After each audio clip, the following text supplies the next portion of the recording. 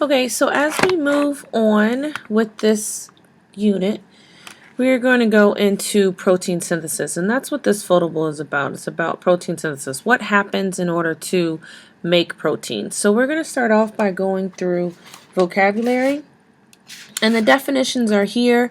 And I'll scroll down so that you can see them and you can pause to write them. But I'm just going to go over the ways to remember. So if you've heard of what a transcript is, when you're making a transcript of something, you're making a copy of something. Right? So if someone is speaking and you recorded it and they said make a transcript, you're going to actually type exactly what they say down onto paper.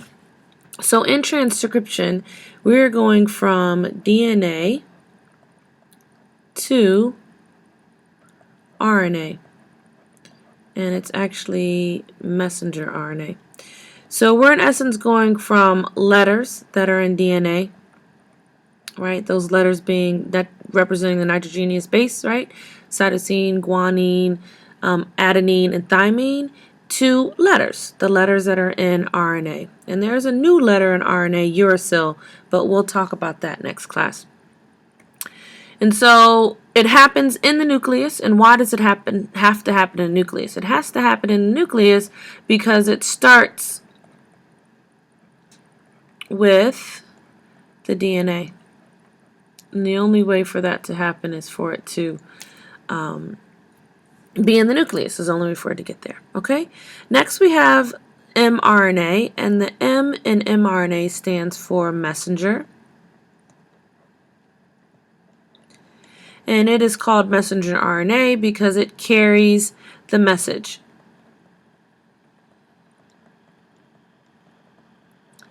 It carries the message from DNA to the rest of the cell. A codon is a 3-nucleotide sequence, and you can think of a codon like our text language, right? So things like OMG and LOL and BRB, right?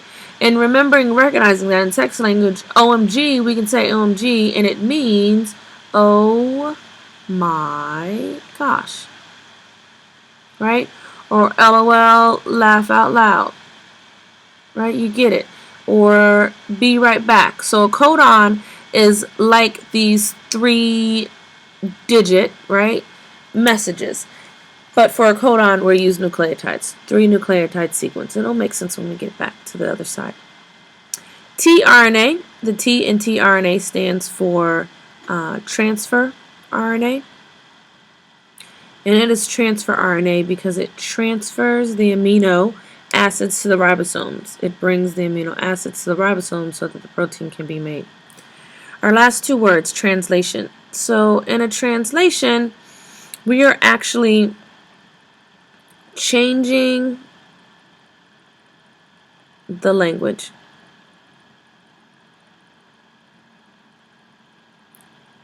Or changing the form, right? So in translation, we are going from messenger RNA to amino acids.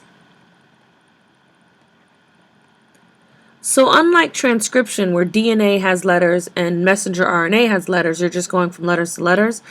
In translation, messenger RNA still has letters, but amino acids are actually words, right? So we're taking the letters, like how we have the letters in the codon, and changing them into the words that they actually stand for. In a polypeptide chain, poly meaning many, peptide having to do with proteins or amino acids, right? And if amino acids are a strand, if a polypeptide chain is a strand of amino acids, then they fold themselves in to make a protein, which makes sense because amino acids are the monomers of the macromolecule protein.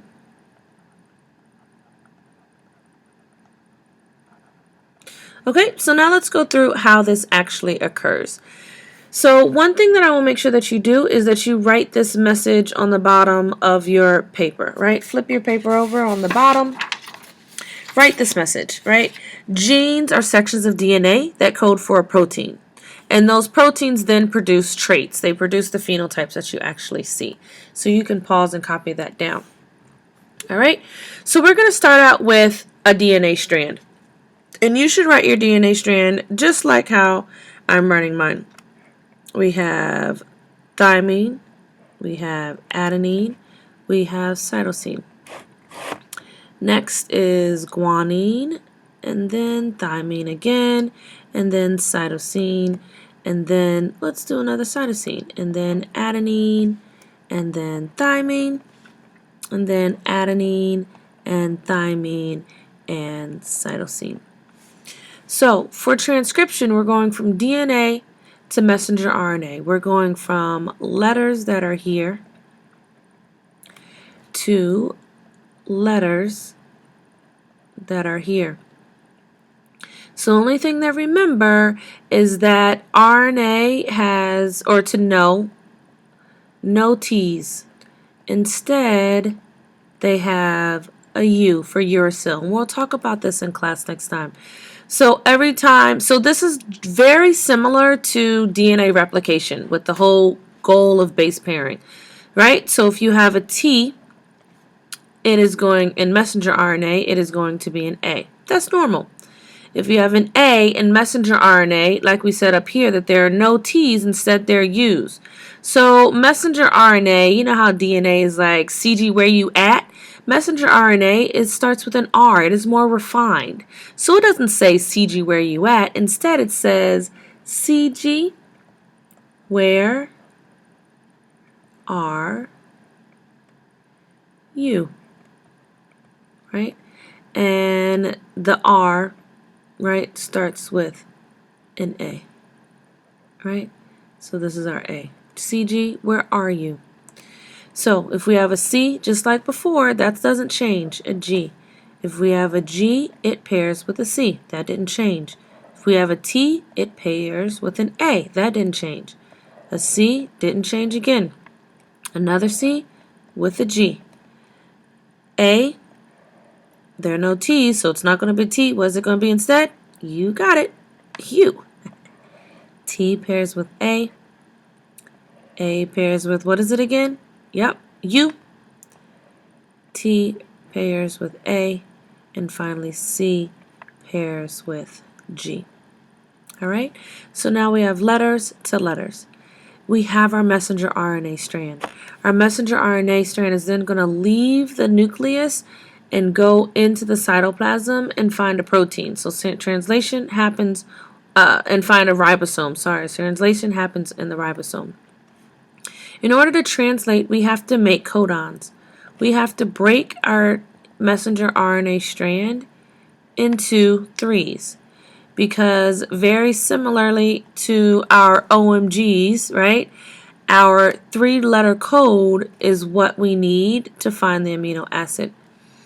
And for our three-letter code, we're going to use this codon chart. And you have one in your textbook. I don't know what page it is on, but it's in chapter 12, section 3. You have this codon chart. So we look at our codon here. Our first codon is AUG. The way you read a codon, oops, wrong way. The way you read a codon is that you start in the middle, right? This is our first start. And then you make your way out, right? Then we come to here. And then lastly, we're here. And then this one, this last strand, these are our amino acids.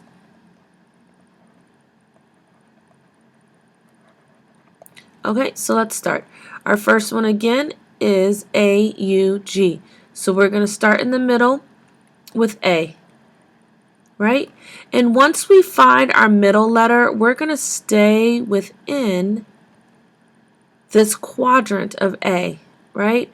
We don't go over into any of these other ones. We stay within this quadrant of A and we work our way out. So we have A. Next, we come to U. Our next letter is, so now we're in the U. We're going to stay within the confines of U. And our next letter is G. And so our amino acid is methionine. So this codes for methionine.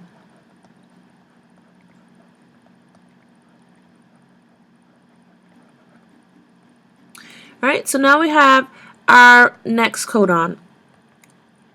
Let me erase all of this so that it can... I want to erase all of it. Alright, so it doesn't confuse us. So our next one is CAG. So we find our first C, right? Our first C is in the middle. And again, once we're there, we don't, right? We stay within the confines, in the quadrants of this. So C, our next letter, we go out a letter to A, then we go out another level to G, and our next amino acid is glutamine.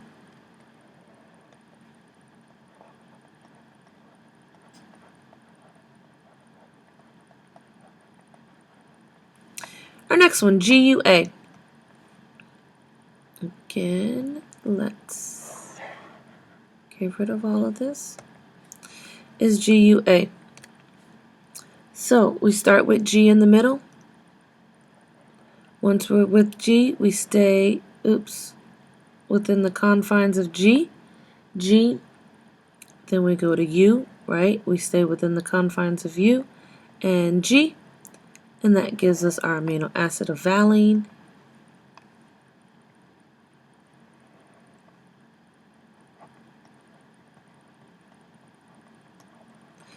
And our final codon for this protein that we're making is going to be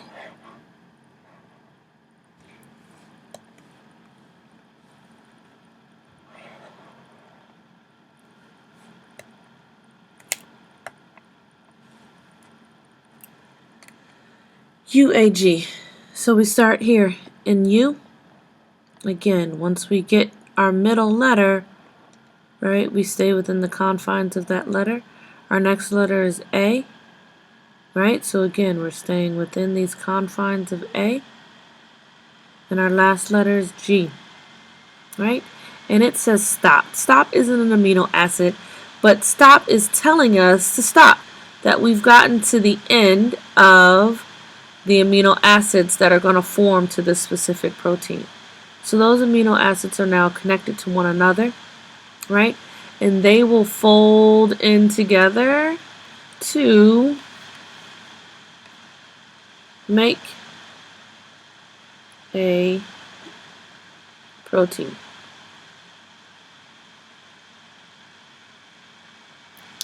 And that is protein synthesis. We'll practice this more in class.